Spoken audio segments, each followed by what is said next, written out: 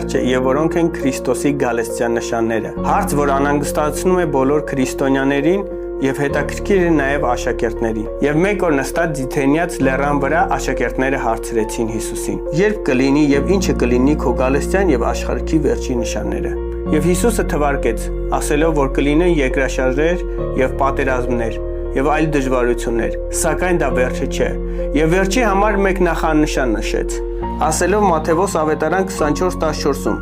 Եվ արքայության այս ավետարանը բոլոր տիեզերքում կքարոզվի ամեն հեթանոսներին վկայություն լինելու համար եւ այն ժամանակ կգա վերջը։ Համբարձումից առաջ Տերը տվեց մեծ հանձնարարականը, որը իր ետ գալու նախապայմանն է։ Սիրելիս, այսօր հերթը հասել է ինձ եւ քեզ։ Գնացեք բոլոր ազգերը աշակերտեցեք, մկրտելով նրանց Հոր, Որդու եւ Սուրբ Հոգու անունով, նրանց սովորեցնելով, որ ամեն ինչ որ ձեզ պատվերեցի պահեն, եւ ահա ես ձեզ հետ եմ ամեն օր մինչեւ